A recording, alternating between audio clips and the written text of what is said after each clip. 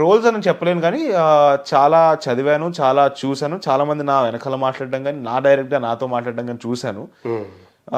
So, నాకు అందుకే అంటే నా ఒక్కడికి మాత్రమే అంకితం కాదది. చూసే చాలా మందికి కూడా అంకితం. ఇప్పుడు రేపు పొద్దున్న ఇంకెవరినైనా గూడా అంటే ఇప్పుడు వాళ్ళ ఇంట్లో గానీ, లేకపోతే ఎవరినైనా అంటే, "అరే! వీడేంటి ఇంత కర్రగా ఉన్నాడు" ఆ మాట రాకుండా ఉండాలి అంటే, నా వంతు నేను ఎంత చేయగలుగుతానో అది చేద్దామని ఆ కోరికతో మాట్లాడాను. అండ్ డెఫినెట్‌లీ నేను గూడా ఇంకోటేంటి చెప్పదలుచుకున్నానంటే, నేను ఇలానే ఉంటాను. నేను ఇలానే పుట్టాను. నేను అద్దంలో నా మొహం చూసుకున్నప్పుడు నేను చాలా హ్యాపీగా ఉంటాను. ఈవెన్ మీ చెల్లెల గురించి కూడా ఎప్పుడైనా కనిపించినప్పుడు ఏదైనా ఈవెంట్లో కనిపించినప్పుడు సొమ్ము కూతురు ఎలా ఉంది ఏంటి అని చెప్పేసి కామెంట్లు నాకు చాలా అందంగా కనిపిస్తుంది మా చెల్లి. అదే. అండ్ అందం అనేది ఒకరొకరి నుంచి మారిపోతూ ఉంటది. ఇప్పుడు ఎవరు ఇది అందంగా ఇప్పుడు నేను ఒకరికి అందంగా కనిపించచ్చు, నేను ఇంకొకరికి చాలా దరిద్రంగా కనిపించచ్చు. సో అది పర్స్పెక్టివ్ మాత్రమే తప్పితే ఇదే అందం అని ఎవరు చెప్పలేరు, చెప్పకూడదు కూడా. అంటే మన దౌర్భాగ్యం ఏంటంటే సార్, ఈవెన్ పెళ్లిలో కూడా అవును సార్, అమ్మాయి గాని అబ్బాయి గాని తెల్లగా ఉందా, అవును ఎగ్జాక్ట్లీ తెల్లగా ఉన్న వాళ్ళని పెళ్లి చేసుకోవాలి, అదే ఒకటి అమ్మాయి క్యారెక్టర్ కానీ లేకపోతే అబ్బాయి క్యారెక్టర్ కానీ ఎవరు ఫస్ట్ అంటే కనిపించేది చూస్తారు కానీ లోపల చూస్తారు తప్ప లోపల మనిషి ఏంటి అంటే మనిషి మంచిగా చూసుకోగలుగుతాడు లేదా ఇవన్నీ తర్వాత వస్తాయి. నాకు తెలిసి ఫస్ట్ అది ఆలోచించాలి కదా సార్. అవును. సో అమ్మ కూడా అప్పుడు నేను చూశాను అది సార్. మీరు ఆ మాటలు చెప్తా ఉంటే తను కూడా ఎమోషనల్ అవటం సార్. తర్వాత మీ స్పీచ్ అయిన తర్వాత తను వచ్చి మిమ్మల్ని ముద్దు పెట్టుకోవడం కావాలి. సో అమ్మ నాన్నలో మీకు సంబంధించి వాళ్ళ సపోర్టు ఎలా ఉంటుంది? సో డెఫినెట్గా డే 1 నుంచి నాకు అంటే మొదటిగా నాకు ఎక్కడ సపోర్ట్ చేశారు అంటే చిన్నప్పటి నుంచి నాకు ఒకటే మాట చెప్పారు, నీకు నచ్చింది నువ్వు చెయ్యి నీ లైఫ్లో. అది ఈరోజు నీకు యాక్టింగ్ అనిపించచ్చు, తర్వాత మారినా పర్వాలేదు, నీకు ఎప్పుడు ఏది నచ్చుతుందో దాన్నే ఫాలో నీ మనసు ఏం కోరుకుంటుందో దాన్నే ఫాలో. అంటే ఇప్పుడు నువ్వు నాకు ఎప్పుడు ఏ రోజు కూడా మా అమ్మ కానీ నాన్న కానీ తాత నాన్నమ్మ ఎవ్వరు చెప్పలేదు నువ్వు యాక్టరే అవ్వాలని ఎవ్వరు చెప్పలేదు. లేదు నీకు ఇప్పుడు నీకు యాక్టర్ అవ్వాలని ఉంది కదా, తర్వాత నీకు మనసు మారినా నీకు వేరేది నచ్చినా అదేనా చెయ్యి అని చెప్పారు. లక్కీలీ నా మనసు మారదు కూడా ఎప్పటికీ, నేను ఇదే చేస్తుంటాను. బట్ అది ఫస్ట్ అలా సపోర్ట్ ఇచ్చారు సార్. అండ్ సినిమా పరంగా వస్తే యాక్టింగ్ గురించి కానీ చాలా నేర్చుకున్నాను నాన్న దగ్గర నుంచి, అమ్మ దగ్గర నుంచి. చాలా మందికి తెలియంది ఏంటంటే మా అమ్మ ఒక నేషనల్ అవార్డ్ విన్నర్. ఆవిడ యాంకరింగ్ స్టార్ట్ చేయకముందు ప్లేలు చేసేవారు. పుత్రకామేష్టి అని ఢిల్లీకి ఒక ప్లేని తీసుకొని వెళ్ళారు, స్టేజ్ ప్లే. దానికి బెస్ట్ యాక్ట్రెస్ అవార్డు కూడా వచ్చింది. సో ఆవిడ దగ్గర నుంచి కూడా చాలా యాక్టింగ్ టిప్స్ కానీ ఇవన్నీ చాలా తీసుకున్న రోజులు ఉన్నాయి. సో డెఫినెట్గా వాళ్ళిద్దరూ లేకపోతే మా తాత నాన్నమ్మ వీళ్ళు ఎవ్వరు లేకపోతే వాళ్ళందరూ కూడా యాక్టర్లే.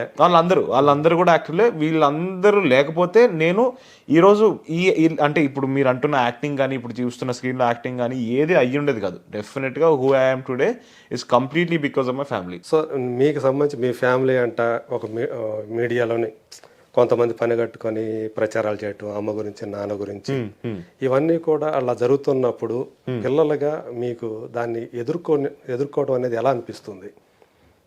వార్తలు చదువుతున్నప్పుడు సో అమ్మా నాన్న విడిపోతున్నారంట, విడాకులు తీసుకుంటున్నారంట, ఈ వార్తలన్నీ ఒక సైడ్ వస్తూ ఉంటే అటు అమ్మ గాని ఇటు నాన్న గాని వాడికి సంజాషి కాదు మేమంతా కలిసే ఉండాము అంటే నాకంటే తెలుసు, నాకు ఎగ్జాక్ట్లీ తన స్నేహితుడిని కాబట్టి నాకేం జరుగుతుంది ఏంటి, నాన్నప్పుడు ఎందుకు తాతయ్యకి ఆరోగ్యం సరిగా లేకపోతే అక్కడ ఉండాల్సి రావటం ఇవన్నీ నాకు తెలుసు కాబట్టి ఓకే నేను ఇద్దరు విడివిడిగా ఉంటున్నారు ఇలాంటి వార్తలన్నీ చూసేటప్పుడు మీకేమనిపించేది? అంటే నాకు నవ్వొచ్చేది సార్. ఎందుకంటే ఇలా ఫోన్లో చూస్తాను, నేను వీళ్ళని అడుగుతాను ఏంటి మీరేమైనా ఇలా అవుతుందంటే ఏం లేదు నీకేంటి అంటే వాళ్ళకి తెలియదు నాకు తెలియదు, వీళ్ళు ఎలా రాస్తున్నారు నాకు అస్సలు తెలియదు. అంటే రాసే వాళ్ళకి ఐదర్ వాళ్ళిద్దరికి తెలిసి ఉండాలి. అంటే వాళ్ళిద్దరు విడిపోతున్నారు అని రాసిన మా అమ్మ కానీ మా నాన్న కానీ ఎవరికో ఒకరికి తెలిసి ఉండాలి. సరే వాళ్ళిద్దరికే తెలియదు అనుకుందాం, నాకు కొడుకుగా నాకు ఇంకా ఫస్ట్ తెలుస్తుంది, నాకే తెలియదు. రాసే వాళ్ళకి ఎలా తెలుస్తుందని నాకు ఇప్పటికీ ఈ రోజుకి అర్థం కావట్లేదు. సో చాలా నవ్వు వచ్చేది. అంటే ఎందుకంటే నాకు తెలుసు ఇద్దరు హాయిగా ఉన్నారు, మంచిగా ఉన్నారు, ఎటువంటి అలాంటివి జరగవు కూడా అని నాకు క్లియర్గా తెలుసు. సో నాకు నవ్వొచ్చేది. అంటే ఏ రోజు పెద్ద బాధగా అనిపించలేదు. ఎందుకంటే నాకు క్లారిటీగా నాకు కావాల్సింది ఏంటి, వాళ్ళిద్దరు బాగున్నారా హాయిగా ఉన్నారా నా కళ్ళ ముందు కనిపిస్తుంది, నాకు తెలుస్తుంది. సో అది నాకు హ్యాపీనెస్ ఇచ్చేది. అది నాకు సరే. ఎప్పుడన్నా అంటే చూసి ఇలా రాస్తున్నారు ఇలా ఇంట్లో ఎప్పుడన్నా అనుకుంటారా? అంటే నేను ర్యాండమ్ గా నేను ఒకసారి ఏదో ఫోన్ వాడుతున్నప్పుడు సోషల్ మీడియాలో ఎక్కడ చూశాను. అది చూసిన తర్వాత అడిగాను నేను ఒకరోజు, ఎవరిని అడిగారు? ఆ? ఎవరిని అడిగావు? అమ్మ నాన్న ఇద్దరిని అడిగారు. అడిగా అంటే ఏంటి అంటే నాకు తెలియకుండా మీరు ఏంటి ఏం జరుగుతుందని అడిగితే వాళ్ళు నవ్వారు. మాకే తెలియదు నీ అంటే వీళ్ళకి ఎలా తెలుసో వాళ్ళు అంటున్నారు. ఓకే. సో అది చాలా ఫన్నీగా అనిపించింది నాకు. అదే నవ్వుకోండి. అది అంటే కాన్స్టెంట్ గా కొంత ఒక పీరియడ్ అంతా కూడా అట్లాగే. అంటే ఫస్ట్ టైం చూసినప్పుడు షాక్ అనిపించింది, ఎందుకంటే అప్పటికి వాళ్ళని అడగలేదు కాబట్టి. అదే ఫస్ట్ టైం ఇలా చూసినప్పుడు ఏంటి నిజంగానేనా అని నాకు అనిపించింది. తర్వాత వాళ్ళని అడిగిన తర్వాత నవ్వు వచ్చింది. ఇంకా తర్వాత అలవాటు అయిపోయింది. ఓకే. సో ఇప్పుడైతే అది ఒక పాస్ట్ ఇవన్నీ. సో అంటే మన ఒక సెలబ్రిటీల పబ్లిక్ ఫిగర్స్ లైఫ్ అన్నింటిలో కూడా ఇలాంటి ఫేస్ చేయాల్సి వస్తూ ఉంటాయి. అవును. సో ఇందాక మీరు ఒకటి అన్నారు కదా, నాకు సరిగ్గా చదువు మీద పెద్దగా ఎందుకు అంటే సార్ మా అమ్మ ఒక మాట చెప్పింది నాకు చిన్నప్పుడు. స్కూల్కి వెళ్తున్నప్పుడు, అరే మార్క్స్ ఇంపార్టెంట్ కాదురా, నువ్వు నేర్చుకునే నాలెడ్జ్ ఇంపార్టెంట్ అని చెప్పింది. ఫిక్స్ అయిపోయాను. అది మార్క్స్ ఇంపార్టెంట్ కాదు అని ఫిక్స్ అయిపోయాను. ఓకే. అండ్ అలాగే నాకు చిన్నప్పటి నుంచి కూడా యాక్టింగ్ పైన ఇంట్రెస్ట్ ఉండింది. నాకు ఎప్పటి నుంచో ఫిక్స్ అయింది అటు నేను చేస్తే యాక్టింగే చేస్తాను, ఇంకేం చేయను అని ఫిక్స్ అయిపోయాను. కాబట్టి పర్లేదు ఏదో ఒకటి చదువుదాం, పాస్ అయిపోయేంత వరకు చదువుకుంటే సరిపోతుంది. అంటే నేను ఎలాంటి అంటే బాగా చదువుకున్నా కూడా ఎగ్జామ్స్ రాయబోద్దు కాదు, ఫిక్స్ అయిపోయింది నేను కాదు. సో అలాగా మంచి స్టూడెంట్ వరకు చూసుకుంటే మంచి స్టూడెంటేనా లేకపోతే డుమ్మాలు కొట్టడం ఉండేదా? డుమ్మాలు కొన్నిసార్లు అయ్యాయి సార్. సో అది కూడా జరిగింది. మంచి స్టూడెంట్ అయితే అనలేను, మంచి స్టూడెంట్. ఎక్కడ చదువుకున్నాడు? ఎందుకు రోషన్ ఎక్కడ చదువుకున్నాడు? నేను ఈ ఫస్ట్ డిపిఎస్ లో జాయిన్ అయ్యాను సార్, తర్వాత శ్లోక అనే స్కూల్లో జాయిన్ అయ్యాను, తర్వాత ఓక్రిడ్జ్ అనే స్కూల్లో జాయిన్ అయ్యాను 11th 12th. దాని తర్వాత కళింగ యూనివర్సిటీ అని డిస్టెన్స్ ఎడ్యుకేషన్ చేశాను, కరెస్పాండెన్స్. ఓకే. అది అప్పుడు కోవిడ్ టైమ్స్ కూడా ఉన్నాయి. సో డిస్టెన్స్ ఎడ్యుకేషన్ ఆన్లైన్ దాంట్లో జరిగింది. ఓకే. అలాగా కంప్లీట్ డిగ్రీ వరకు ఎలాగోలా కొట్టుకుంటూ వచ్చి కంప్లీట్ చేస్తాను. సో మొత్తానికి డిగ్రీ హోల్డర్ అయితే. సో ఇప్పుడైతే ఫుల్ ఫోకస్ యాక్టింగ్. అంతే సార్. ఓకే.